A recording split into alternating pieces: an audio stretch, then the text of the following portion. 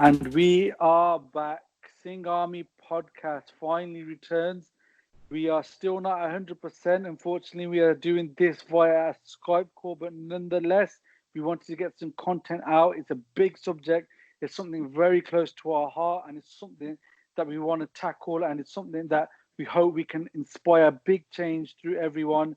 So, to all the listeners, Waheguru Ji Ka Khalsa, Waheguru Ji Ki Fateh. On today's show, we have got back, after popular demand, we have got back Amandeep Singh from East London, and we're discussing a very, very big topic today, something that's been, unfortunately, that's been getting bigger and bigger throughout. One of the things that's been getting big throughout COVID for a lot of people. I'll let Aman introduce today's show. So bring you in here, Aman. Waheguru Ji Ka Khalsa. Waheguru Ji Ka Khalsa, Waheguru Ji Ki Fateh. Bravo, it's an honour and a privilege to have a chance to be on the show. Thanks a lot. I'm very grateful to be invited back. Today we're talking about alcohol as it is. And this is, Aman, this is something that you want to talk about. This is something that you feel quite passionately about at the moment. Yeah, it's something I think which we haven't spoken about as it is on the real, and I think it's something that is quite painful. As I looked into it in researching for today's podcast, there was a BBC survey that went into the Asian community, particularly the Sikh community. They felt the need to address just the Sikh community in terms of alcohol issues. That in itself is a statement, and the results were quite staggering. That 26% of the population said that they had someone in their family suffering from alcohol abuse, alcohol-related illnesses. And so this is a massive topic. I fear that figure is actually a lot higher when you take into account that perhaps not everybody's going to be willing to come forward and make an admission about something like that. So this is something that's wrecking relationships. I've grown up with alcohol. I've grown up around alcohol.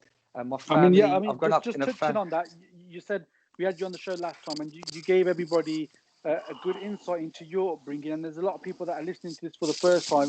So if you don't mind, tell us about, because some people get into these kind of things late, but for yourself, I mean, probably unfortunately, you're born into it some way. Yeah, so I won't repeat in great deal. The first podcast was a real brilliant show. I really enjoyed listening to it. If anyone hasn't listened to it, the first podcast with Sikh Army was amazing.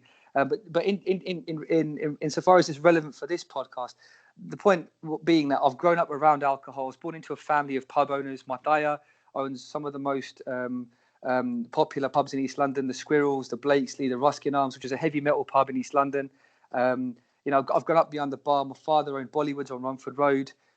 So my involvement with alcohol was quite unusual from a very young age, desensitized to say the least. It was not uncommon to see, family members who are really, really drinking heavily and thinking that was normal. The way we would drink milk in the morning for breakfast, it wouldn't be uncommon to see that much alcohol being consumed in my extended family. Right. I've lost cousins and family members too early through alcohol abuse. Last year, I was around a family member who's got irreparable liver damage. She's been told that she has not very long to live. This is an elder sister in my family. It was painful going to the hospital and seeing tubes down her throat, and she was just like, it was just a state. And I realised that this topic hasn't really been dealt with openly as an open, real discussion. So the hope is that through this discussion today, people that are drinking that don't know they've got a problem will realise that in fact they have. And anyone drinking alcohol, I would make the submission. Anyone drinking really has got a problem, no matter what amount. We're going to discuss that in more detail today, and perhaps most importantly, with the grace of Guru Sahib, we're going to talk about how we can eliminate that problem entirely. I mean, so just to put it into context, there you might be a lot of people might be in your shoes. Where am I right to say that probably every male in your family, and effectively when you are young, your family, the elders in your family are your role models, was pretty much drinking, and it was a norm? Yeah, everyone's drinking in my family. There's a picture I found recently. I was cleaning out my old bedroom in my mum and dad's house, and there's a picture of me. I was about 10 years old at a wedding, and I've got a Bacardi bottle in my hand, tilted above my head, and my brother's standing next to me. We were the men, we were the boys at 10, 12, 13 years old on the dance floor. Shiny shoes, with a bottle of Bacardi in each of our hands, being lauded as heroes. This is the kind of culture that's being impressed upon us. That stems from our roots in Punjab. And obviously, there's all sorts of understandings as to why Punjab has been flooded with alcohol and why people have been so subjected to alcohol abuse We're not going to get into that now, but everyone knows the stories about how the 5 rivers have been redirected. All the resources of the bread basket of Punjab have been stripped, and so no one remembers that. Punjab has been filled with alcohol and a music culture that is making everybody think they should be drinking alcohol. To bring it back to this, we here as culturally Punjabis, alcohol's probably so to speak, the trusted one from the elders. So if a young lad goes to his dad and says, I want to try smoking a spliff, I want to try going to a club, I want to try X, Y, Z, out of all of them, I want to try a cigarette, for example, the dad would probably say, okay, I'll let you have a drink. It's probably the trusted advice out of all of them. And that's probably why it's so hard to separate from it. We know it doesn't need to be said that alcohol is bad. We know the health reasons. We know for various reasons that alcohol is effectively a bad thing for us. We know that, we're aware of that, but it's not that simple. It is simply not that simple. Alcohol is bad for you. Stop drinking alcohol. It seems a very simple equation, but by all means, it's a very, very, very difficult equation. I actually don't think that's the case, bro. I think it's a matter of just rearranging the patterns in your mind. And we'll go on to that in the last section about how we can come off of alcohol. But before we do that, bro, let's be real about this. Let's not pull any punches. This nonsense about alcohol is not an enemy, that alcohol is your friend. I mean, let me just stop you there. So what you say, so where you mentioned there that you're saying it's nonsense where alcohol is not your friend. I mean, I can only go off the experience that I've had speaking with people who have got alcohol issues. And I know one person, and, he's had very, very, everyone has problems at home, but he deemed them as very hard problems with his family life, with his, with his partner.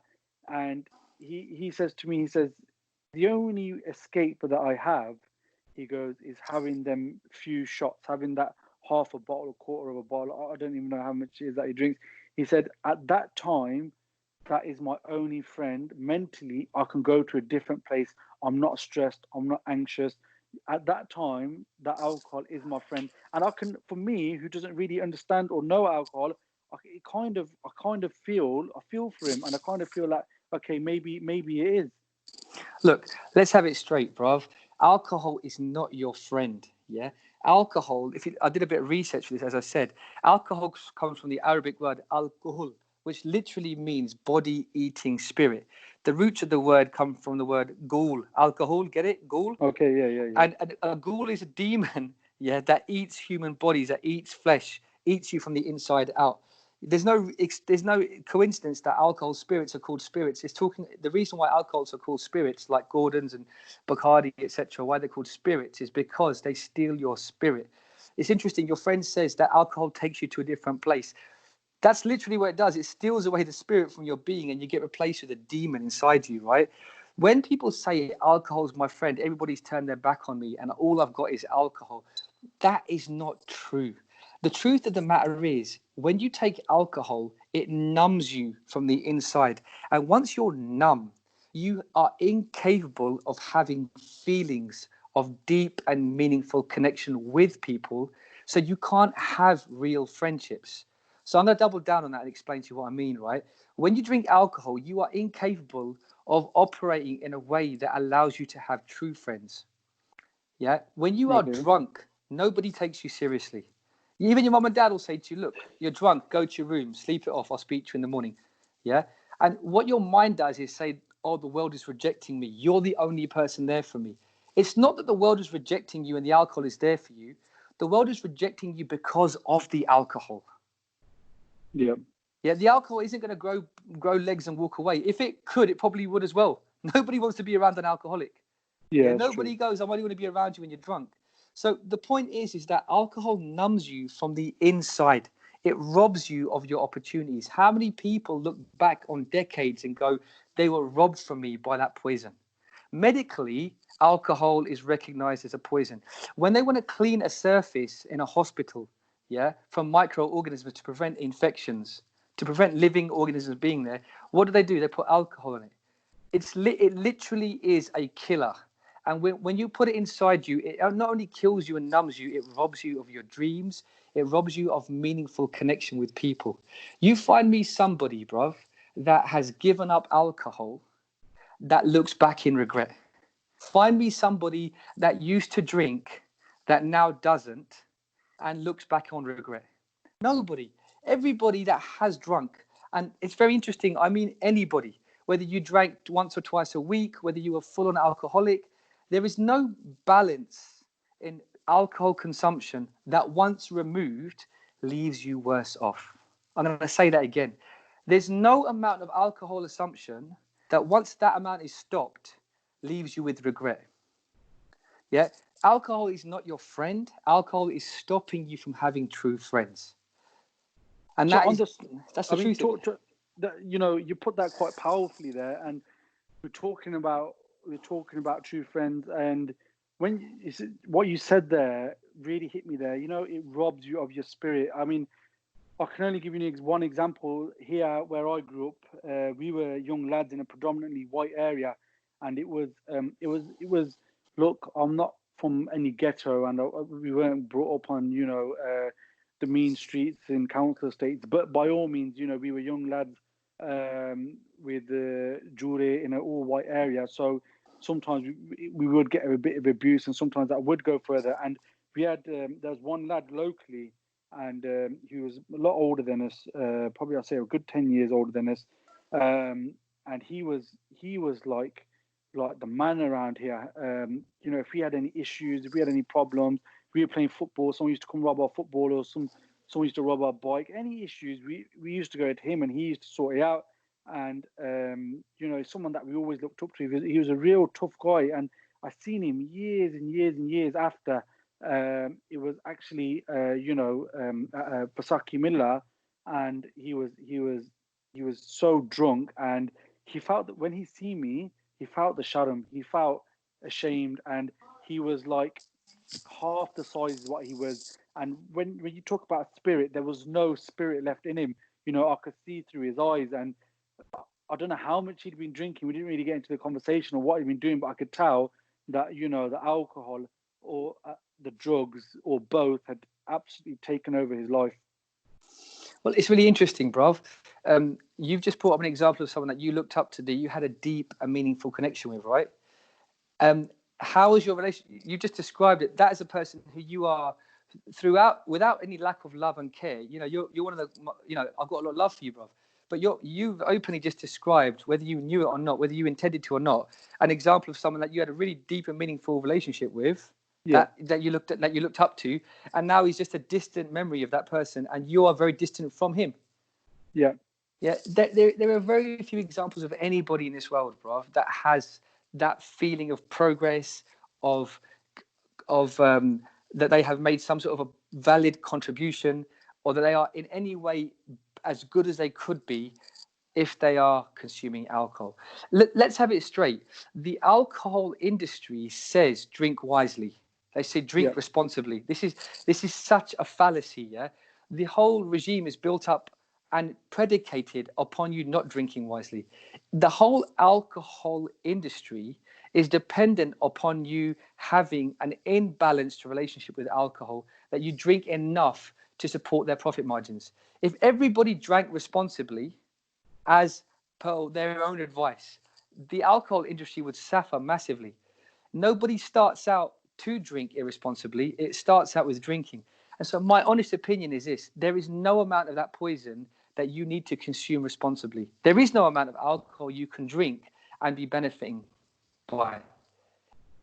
Anybody that becomes an alcoholic starts out drinking allegedly responsibly. It starts with one drink, right?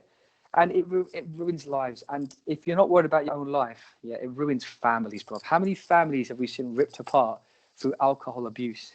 Definitely. I mean, so what you're saying is even in moderation, even if you're in control of it, still avoid it.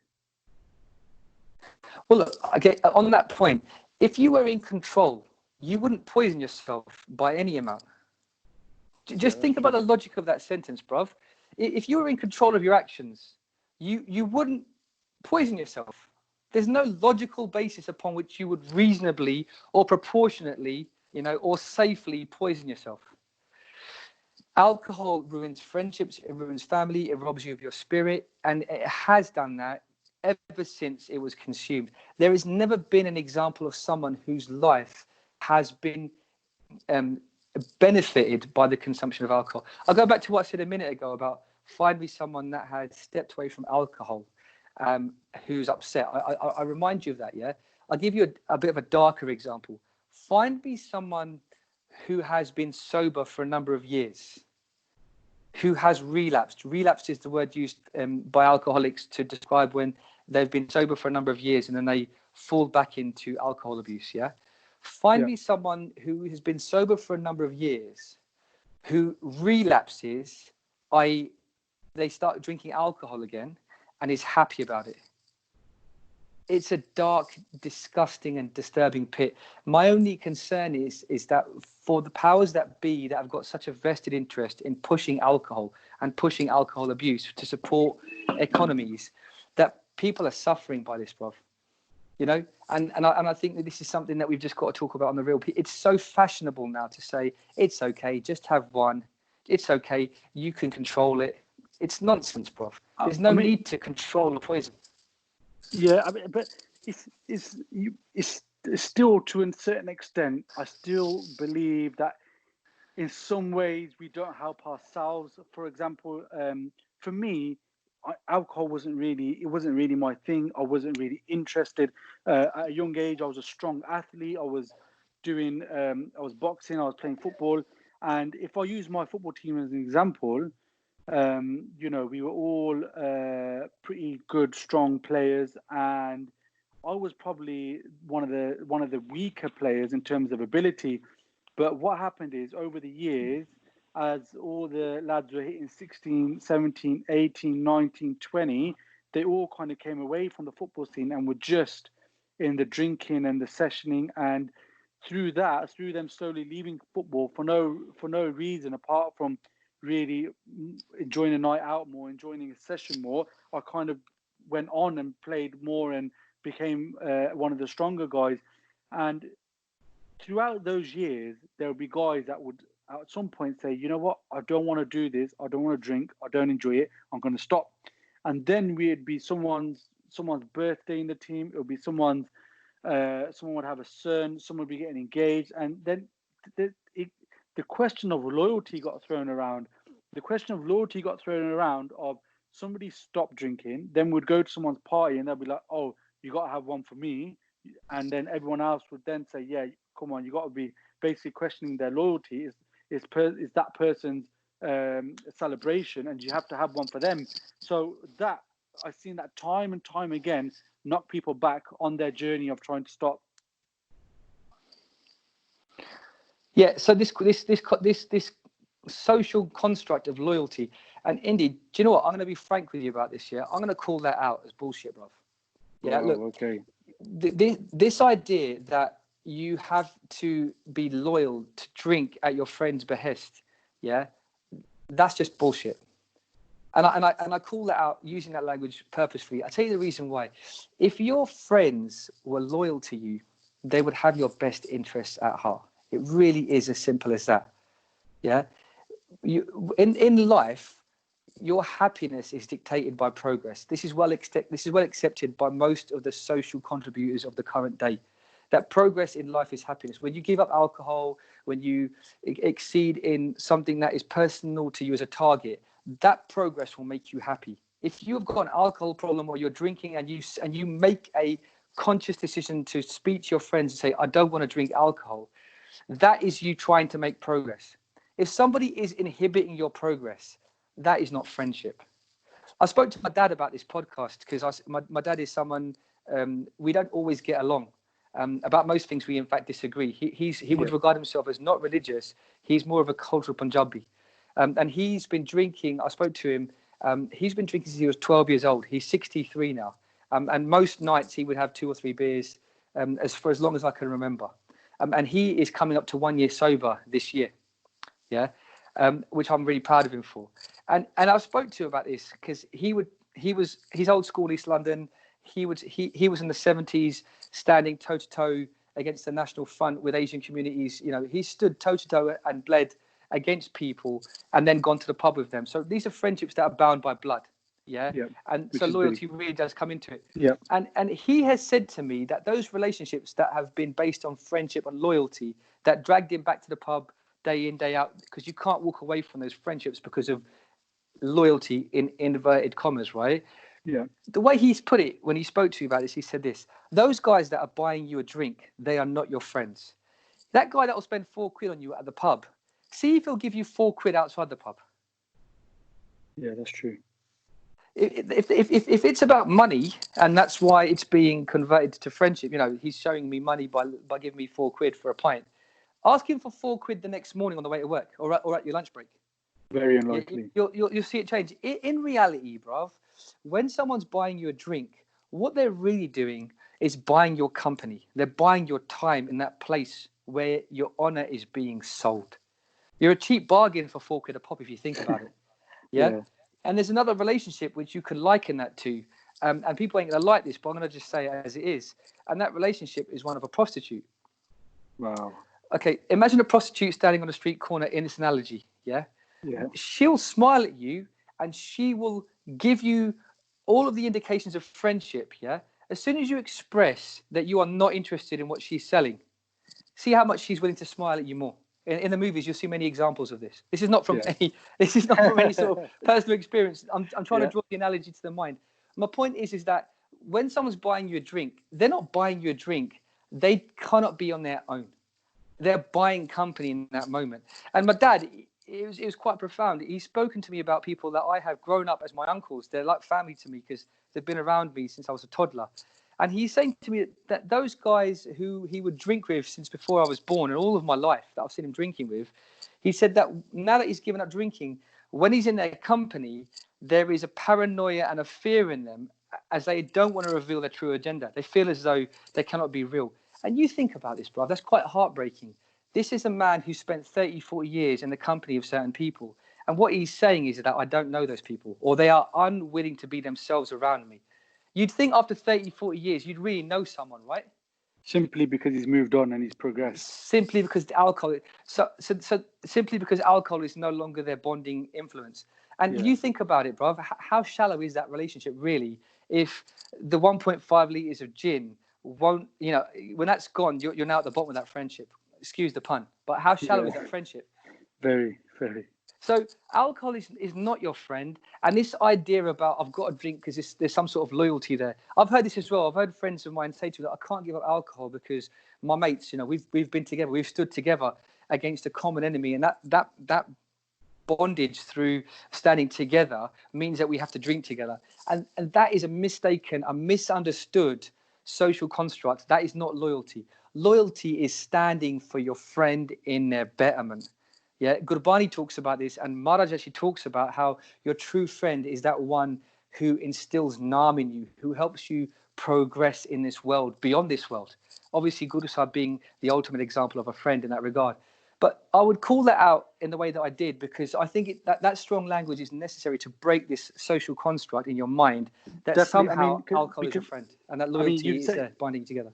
Sorry, and you've said you've used it in the context of growing up and effectively fighting battles on the streets together, but that can be used as an example of working with someone together for 20, 30 years in a factory floor, or you know, these guys are my uni mates, we get together once a year and we go on a sesh, and you know, out of loyalty to that, or these are my schoolmates, or it could be used across many scenarios, not just in the scenario that you use there. It could be used across the board in any kind of get together, any scenario, anything you've gone through together with anybody else. And you know, you've put it really, really passionately there. I mean, you used a strong example there of the prostitute, and you know, is that how strongly you feel about it?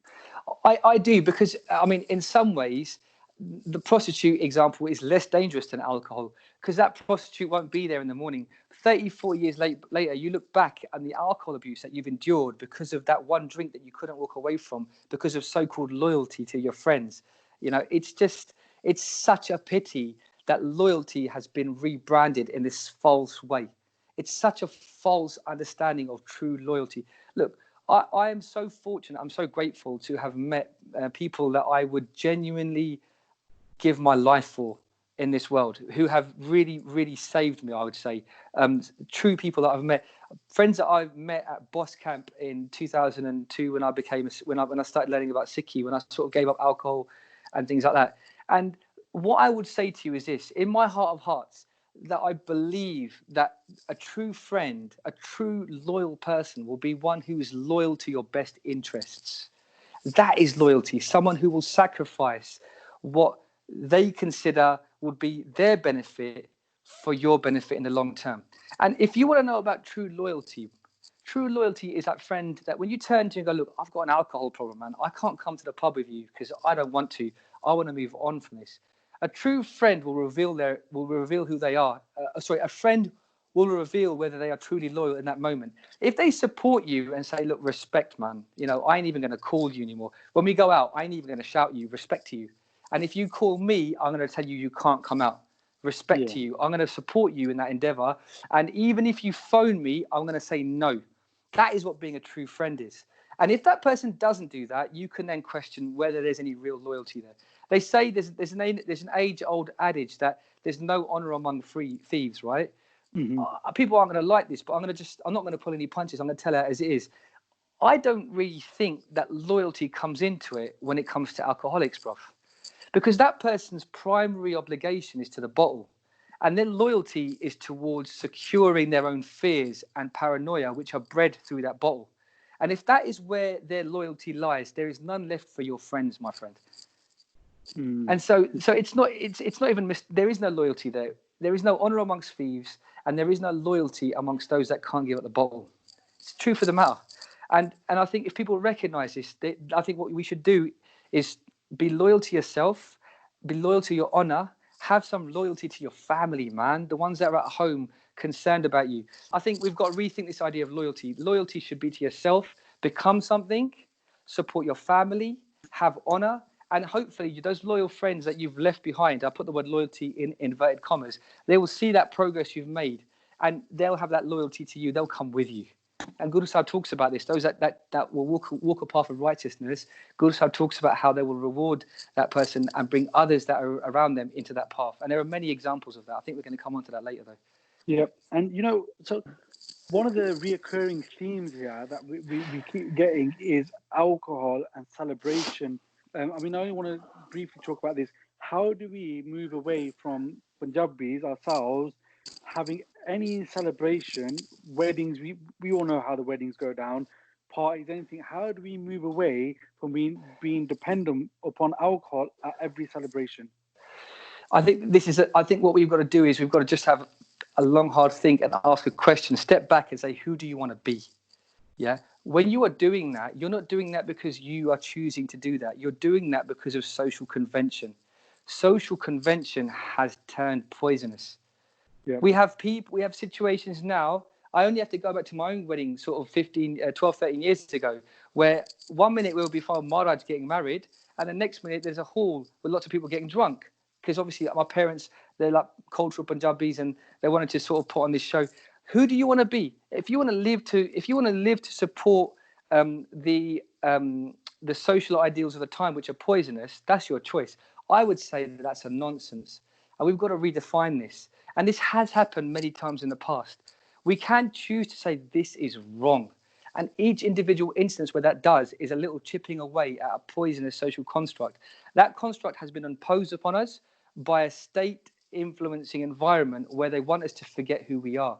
There's arguments about this, and scholars are talking about how when we go back to the Punjab, people want us to forget who we are because of promises made to Sikhs in our homeland, and it's easier, rather than to fulfill those promises, to fill us with alcohol. Which is why if you go to the villages in Punjab, you're more likely to find a tekka, an alcohol shop in every village, than you will find anything else. And which they're like now, mid-COVID, the very first thing to open there is the alcohol shops in Punjab is the very first thing to open. And I don't want to talk into too much detail because that's a whole different podcast in itself. Fair play. And the Punjab situation, and just bringing it back to what you're saying is just to summarize that is,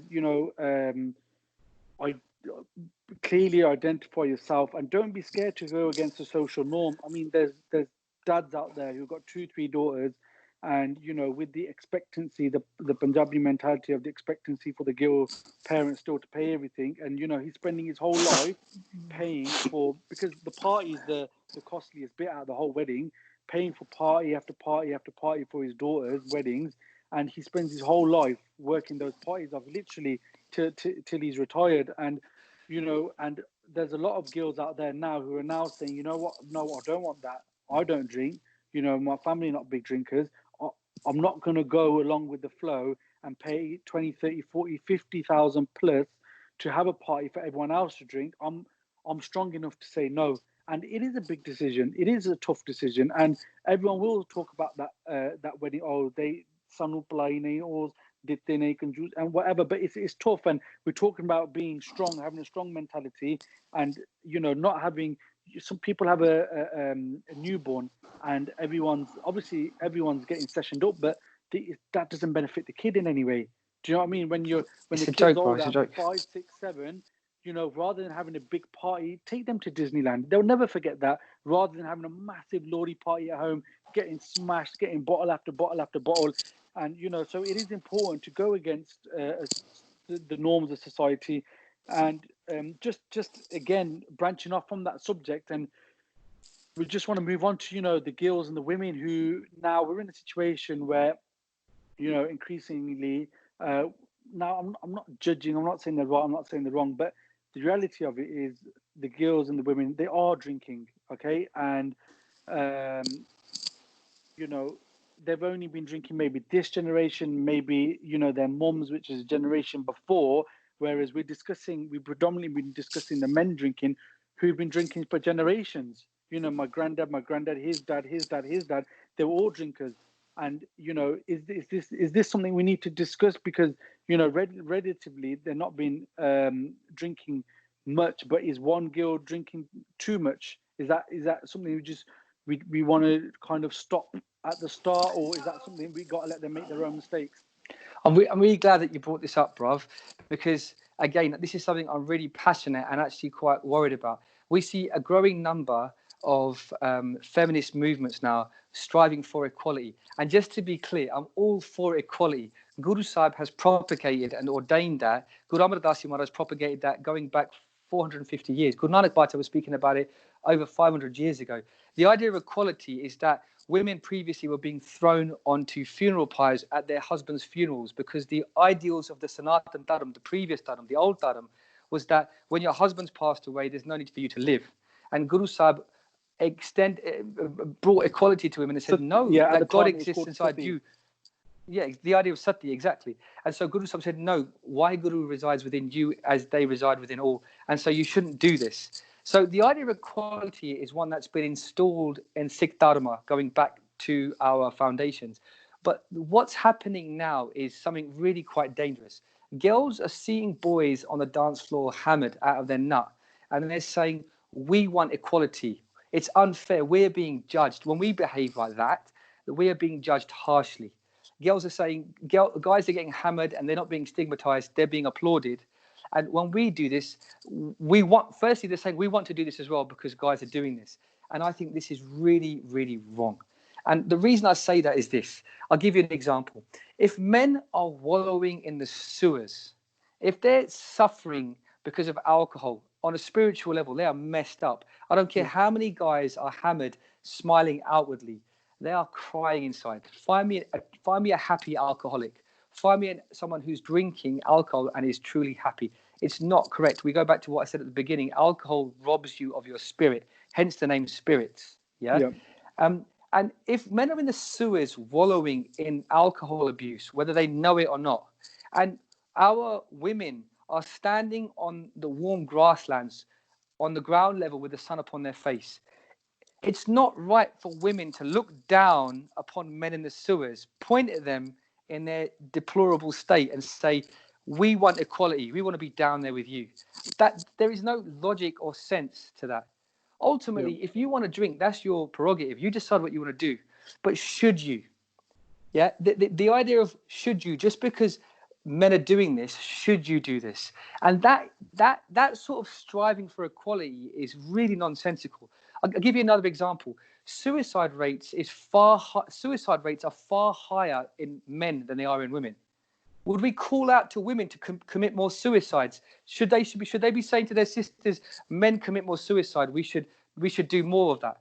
No, it's just a nonsense. Of course not. Yeah, of course not. This social construct that somehow because men drink and they get hammered, that women should do it as some sort of calling for equality. You don't throw away your honor because men have. But don't you feel? Sorry to just cross you that one. But okay, so now I talked about me and my youth, and I could say no to alcohol because I was a strong athlete. So if I met you 20 years ago and you're like, come and have a drink, I'd be like, you know what, I've got a game tomorrow. I'm not interested. Go have one yourself. And I could say no. But for girls, number one, socially, it's again what we were saying earlier. It's very hard to go against what's popular at the time. And secondly, they haven't got they haven't really got anything else like the sports and that they can kind of use to say no, I'm more into this or more into that, or should their honor be the trump card to say no? It's a very interesting point that you raised, bruv. We live in a very exciting time. You talked about what's socially acceptable. We live in a time now which is defined, which is easily exemplified through social media like Instagram. Trends are created in the morning and are popular by nightfall. We live in a time now where you can set that trend. You can create a trend for righteous being, for conscious being, for happy existence now. And if you create it in the morning, it will be alive by the afternoon. It will be trending on Twitter by the evening. So the question really is, again, I'm calling out all of my sisters here that are thinking about throwing away their honor on some false sense of equality. The question is this: who do you want to be? Yeah, do you want to just throw your honor away in some false understanding of equality, or do you want to excel and become the god, a true princess? I don't mean a princess like a Barbie doll dressed up in a pink sari. I mean, when Guru Sahib when Guru Sahib gave that name, God, what they were saying is you are divine, you are sovereign, you are a queen unto yourself. In other words, you are the one that is going to do kirpa. You are the one that is going to give blessings in this world. You don't have to follow any trend. So it's really important that we understand that actually the times that you spoke about were actually a lot harder, Indy, because you might talk about men being able to just say no, but I actually don't think that's the case. There are stronger movements now, which I applaud. There are stronger feminist movements now than have ever before existed. That's true. I think that, but what they're doing, they're being used to chase a monster, a false doctrine, an illusion that equality is somehow found in acting like a muppet, like your male counterparts, giving up your honor and getting hammered. Let me just give you an example, bruv, which is something I'm really, really passionate about, and we don't give it enough respect to our Sikh mothers, right? If you go back to the late 80s and early 90s, I remember being at weddings then. Apna Sangeet were the guys that were doing it back then, and the DCS, DCS and Apna Sangeet will keep singing, I remember being at those weddings, and again, going back to those weddings, men were getting hammered. They're out their nut. Their shirts are half tucked in, half tucked out. Their faces are red with corpulent alcohol abuse across their faces. They're sweating. They're making a complete fool of themselves. And I remember being at those weddings as the men they're like beggars going, one more, pointing at the DJ, asking at 11 o'clock at night, like somehow there's some sort of spiritual foundation or salvation in this nonsense way. And as they're making a complete fool of themselves to us youngsters that are who are being massively influenced by this, who are looking at our role models thinking, wow, that's a really cool thing to do. I know what I've got to do now. I've got to just act like that. I remember this clearly. These were 100 kg men. And at the end of the nights, it was the women, which didn't drink, by the way. In those days, women wouldn't drink and men would, right? And it was the women of those houses that were sort of 60, 70 kg. And they had their men over their arms, carrying them to the cars. And it was the women that actually held the honor of those houses. And this is going to go somewhere. Just follow me for a second. Those women took care of those men that were in no fit state to take care of themselves. Those women held the honor of those houses together. And how many households exist now where those men who were alcoholics, who were umalies effectively, like acting like animals, how many of those houses were held together in those fragile times where men were on the brink of self-destruction? And those men have woken up in the late 90s, the 2000s, 2010s, they rubbed their eyes one day and thought, you know what? She's right. There's honor in her way. They've become Amritari Singhs, and those houses were saved by the honor of those women. So really, Guru Sahib talks about how why should we look down upon women, those who give birth to kings? We can go one step further from the example of our mothers in the 80s, that the women were actually the guardians of kingdoms. And how many households have been saved by that action? And those women have passed that baton on to today's daughters. And what are they doing with that example that their mothers have set? So on that point, what I'm saying is that, yes, I believe in equality of the choice to be yourself. And you know deep in your heart that when you are losing your honor, when you're giving away your self-respect to conform to social pressures, to just get hammered and be a lesser version of yourself, that's not real equality. That's not sovereignty. And Guru Sahib has bestowed upon us, our Sikh sisters and mothers, so much more. So be more, choose to be more. Ultimately, ask yourself a question: who do you want to be?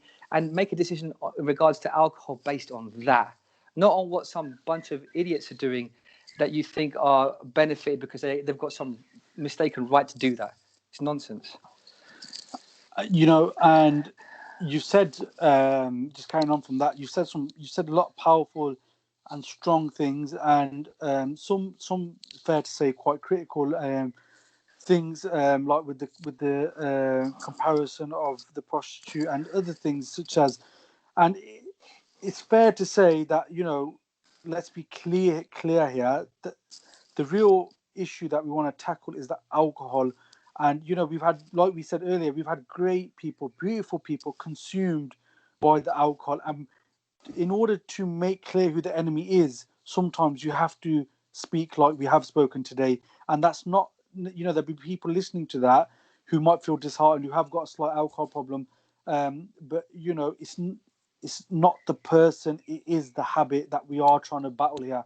Yes. So we've been fed a lie through alcohol companies. You see pictures of friends sitting around bonfires on beaches drinking alcohol, and we're led to believe that somehow alcohol is somehow the cement between the bricks. Alcohol is not the cement, it's the weeds that are between the bricks that are loosening the wall, and it's going to collapse down upon you. You don't need alcohol to be happy. I've had the happiest memories of my life since I gave up alcohol. And I've had the most wonderful, sincere friendships where there is no fear and paranoia, which incidentally is what alcohol breeds, with those that I was so fortunate to meet who are also free of that alcohol abuse. And the wonderful thing is you haven't got to go through alcohol. You haven't got to go through it to the other side. You can just avoid it entirely. And I think as society is getting more conscious, as we can see, for example, the vegan community, and they're becoming more conscious in their sort of attitude towards the earth. One person's choice can make a difference. I know we're not talking about veganism right now, but if you look at the stats, the dairy industry last year reported a loss of more than, I think it was $1.4 billion off ordinary profit margins, because one mother or one husband or father decided they're going to give up milk. Imagine if you are that person that decides that today you're going to give up alcohol. Think about how others are really going to benefit. I think we're going to come on to that now, aren't we?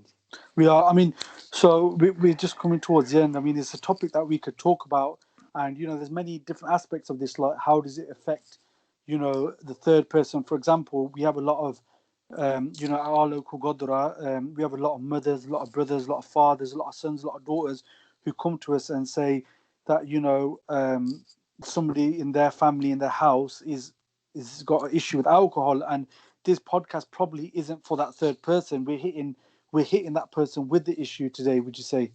Yeah, I think this is calling out all those that are either self-abusing and knowing about it, those that are self-abusing and they don't know about it, they don't realize they've got a problem, and actually, most importantly, I think, more efficiently, I should say, those that are drinking alcohol socially that think that they haven't got any sort of issue. It's because ultimately, if you're drinking alcohol, you're on the verge of an issue. Whether you've got one or not, you're on the verge of it. I'll say it again. The alcohol industry is predicated upon you developing a need and dependency. If everybody only drank one bottle of beer once a week, the industry wouldn't survive.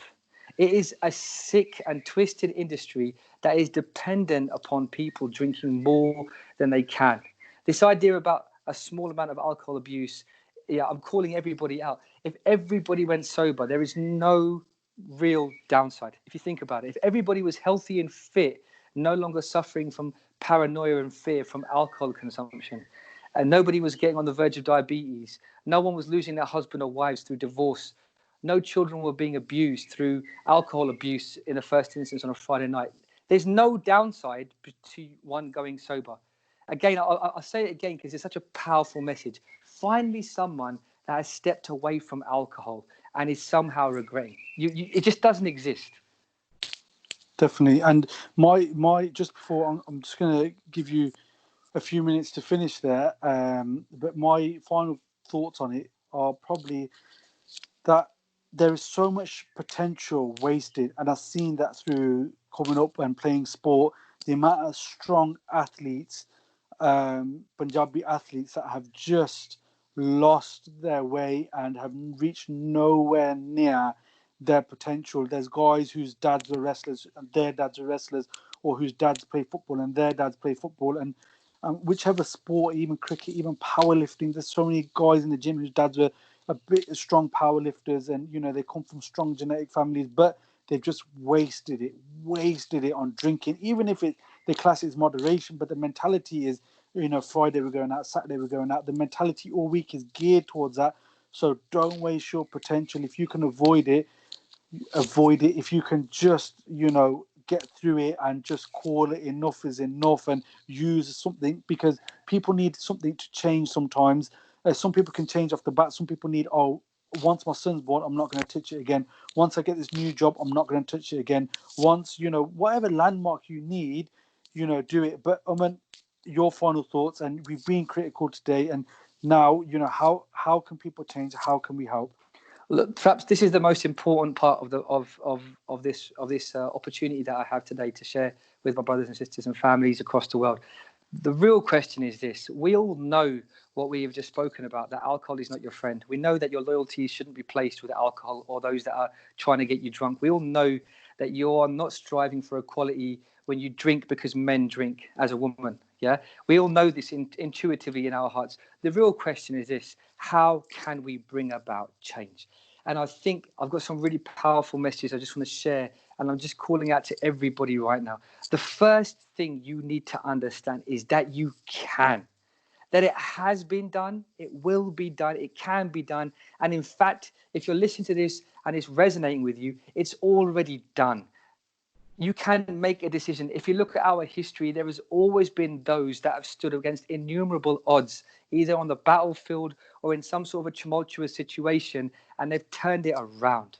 If this is your battleground with alcohol, it can be that you are victorious. It can be done. And the reason I say that is a lot of people resolve to the fact, I can't, there's no point. You can't teach an old dog new tricks, meaning that you've been doing it for so many years. My father's 63 years old, and I'm really proud of him. Like I said, we don't necessarily get along and we don't agree on all aspects of life. But he's a person who's been brought up into those patterns of alcohol abuse. He's 63 years old and he's coming up to 1 year sober. And that, for me, teaches a great deal. It can be done. So the few suggestions I would make, the few bits of advice I would give is, if you have an alcohol problem, or let me rephrase that, if you're drinking alcohol, because I will consider this, that if you're drinking alcohol, you've got an alcohol problem. You can argue me when you see me, but if you're drinking alcohol, you've got an alcohol problem, because there's no solutions with alcohol. So I'll treat it, therefore, conversely, as a problem. If you're drinking alcohol and you want to stop drinking alcohol, change your patterns. Change who you are sitting with day to day. So we are societal beings. I think I mentioned this in the first podcast. We are the people and the actions that we sit around. If you, I remember as a child going to Leeds to visit family in the summer holidays. I'd go and stay with my uncles in Leeds over summer. And I'd come back from Leeds on the train to King's Cross. My mum would pick me up from the station, and I'd have a northern accent for a few weeks before it would wear off. Because you just pick up the habits and the poisons, in this example, of those that you sit around. Change who you are sitting with. That is not being disloyal. Yeah, that is choosing to be a sovereign person and not following the crowd. It's a big difference. You can only give loyalty if you have that loyalty, that honor within you.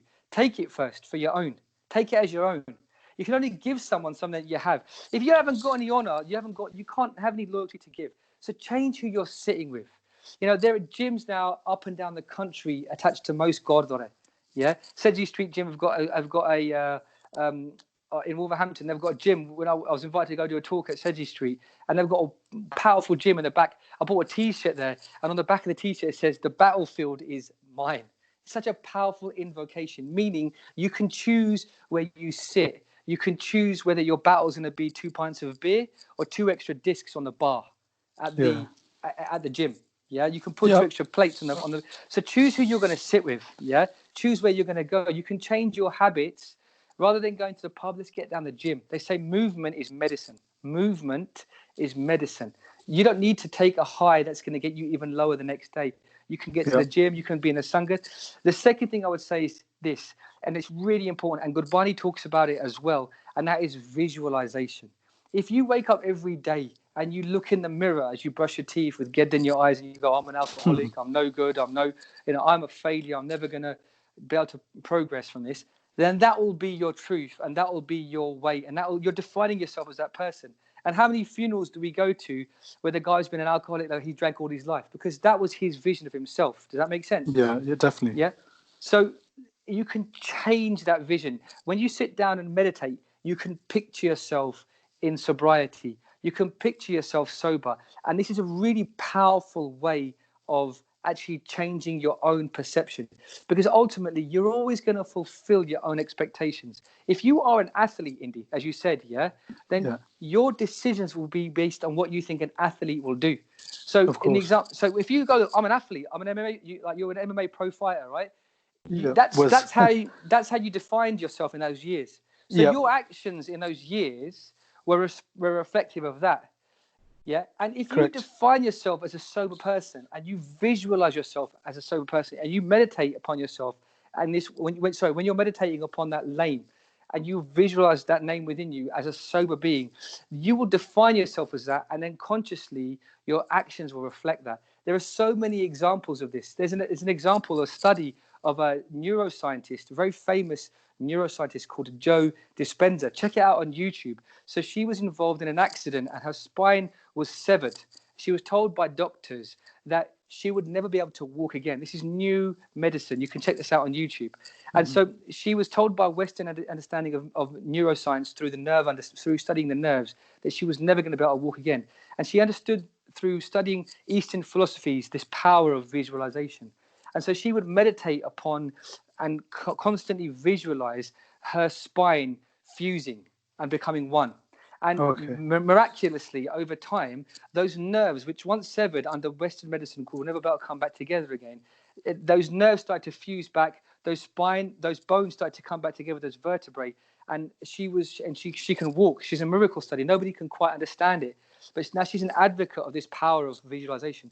In Guru Sahib talks about this. Guru Nanak Bata says, "Aake mange de daat kere daatar." Maharaj is saying, whatever you're speaking whatever you speak for, whatever you ask for, daat kere daatar, meaning that's what you'll get. In other words, if you picture yourself in a sober state and you constantly, this is who you want to be, and you picture yourself this way, you can pull that reality into your life.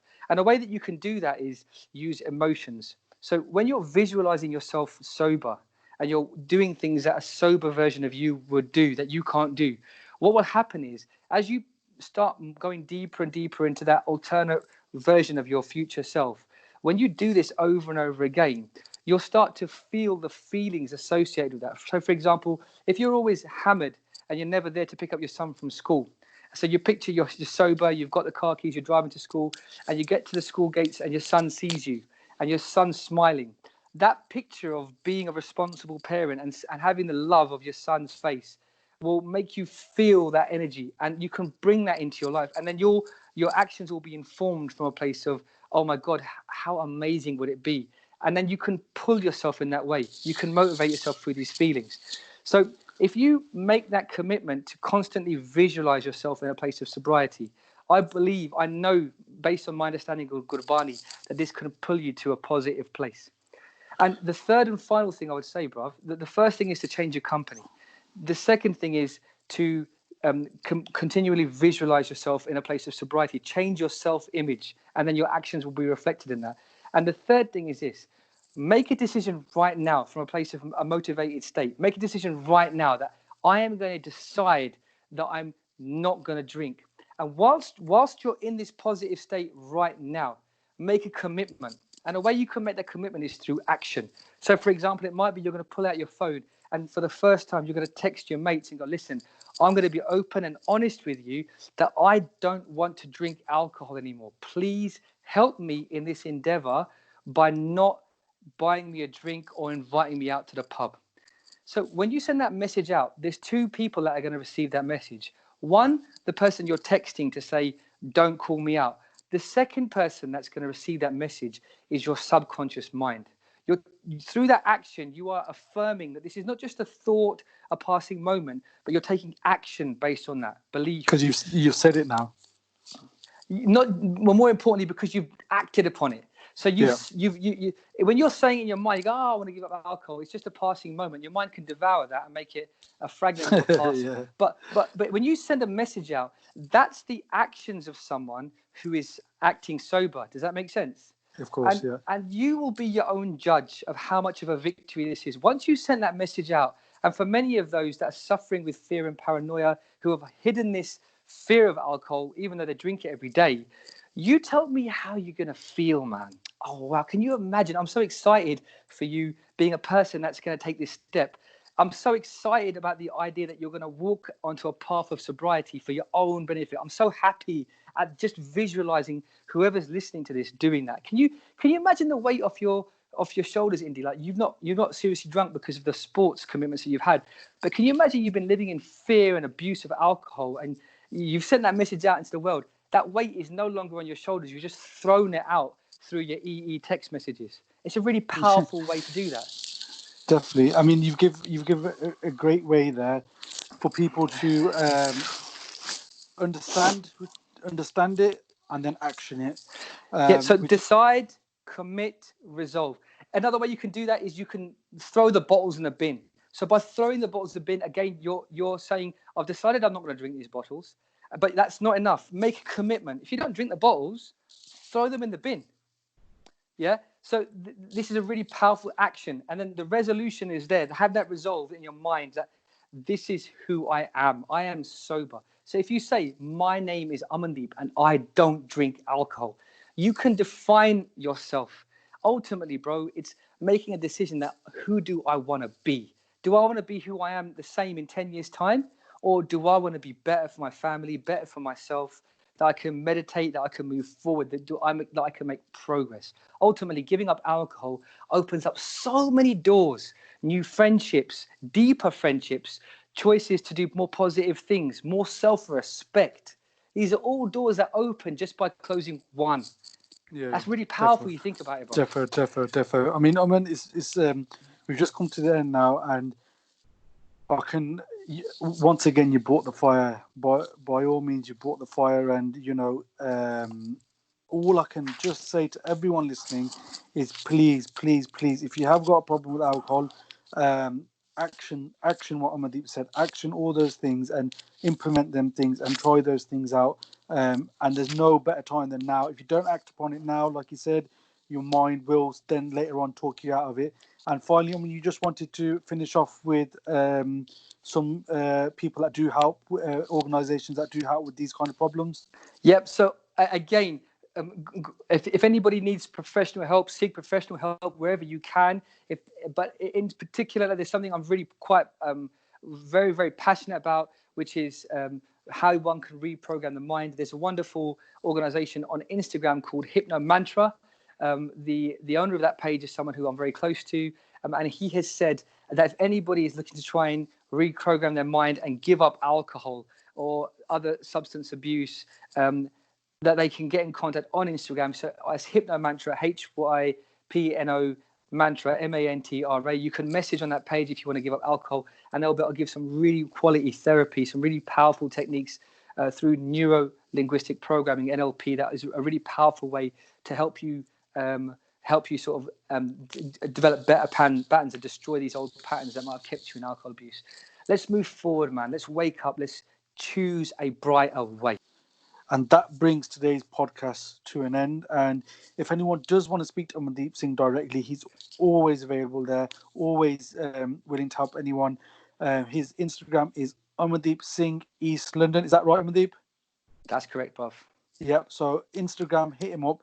Amandeep Singh East London says what it is on the tin, basically. So you can contact him. You can speak to him directly for any support, guidance, or love, because that's what this is all about. It's all about love, love for our community, love for our brothers, love for our sisters. Please hit us up on all our social media platforms. That's for the Singh Army, Facebook, Instagram, and we are now on Apple Podcast as well as all the other platforms that we're on. Please subscribe, follow, like, share. Big thank you to everyone. Waheguru Ji Ka Khalsa, Waheguru Ji Ka Khalsa, Waheguru Ji Ki Waheguru Ji Ki Fateh. Fateh.